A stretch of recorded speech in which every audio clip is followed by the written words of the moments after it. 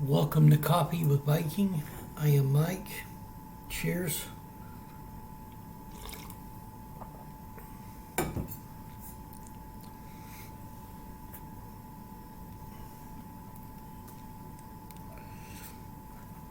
Today, we're going to look at Jacob and Esau, the twins at war. Genesis 25:21 through 22. Rebekah became pregnant with twins, but the two children struggled with each other in her womb. Now, this here is one of the biggest sibling rivalries, of course, next to Cain and Abel in biblical history, where one knew how to cook, the other was out in the wilderness about to die, and his brother wound up having him sell his birthright just so he could get a meal.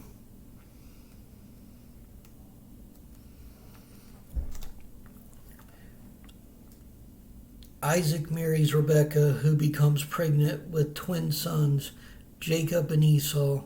They wrestle so much in the uterus that Rebekah asks God, "Why is this happening to me?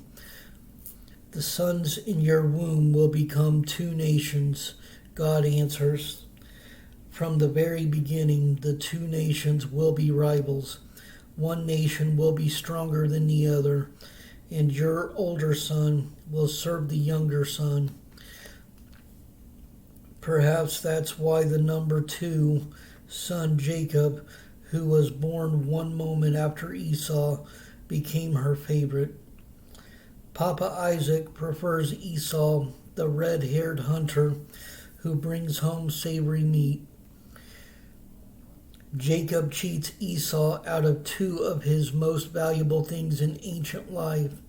1, an inheritance, and 2, the deathbed blessing of the father.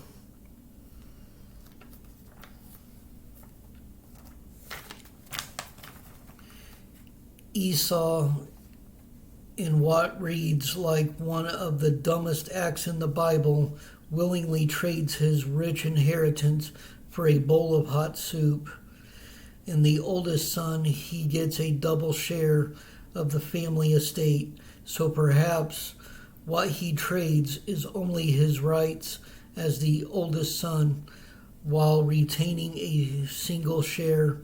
In either case, the soup is overpriced, the most overpriced soup in worldly history ever. And the story reads like a setup, as though Jacob waited for just the right time when Esau came home from a hunt, exhausted and starving. Later, Isaac intends to give his deathbed blessing to Esau.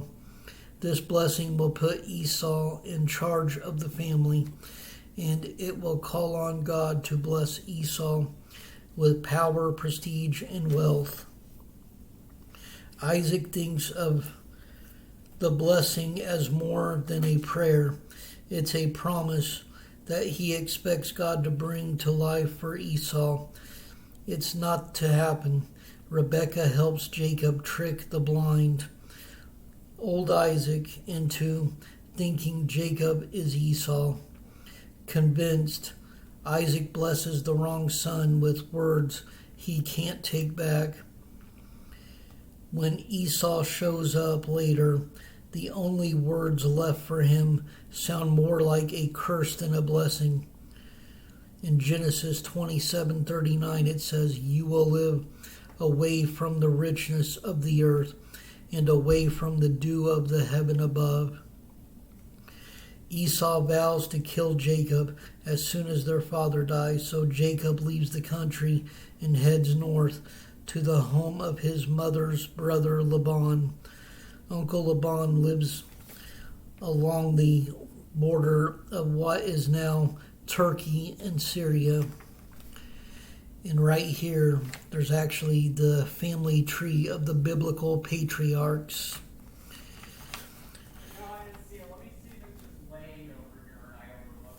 We have Abraham at the top, followed by his first son, Ishmael, and then Isaac, and then Isaac's sons, Jacob and Esau. And then it goes from Jacob down to Reuben, Simeon, Levi, which was priestly family scattered throughout Israel, Judah, Dan, Naphtali, Gad, Asher, Issachar, Zebulun, Joseph, who gets double share of the land divided between his sons, Manasseh and Ephraim and Benjamin.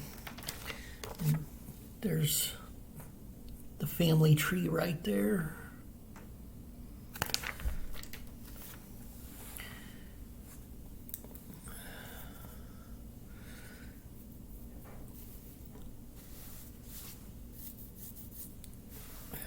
Stay blessed. Stay caffeinated.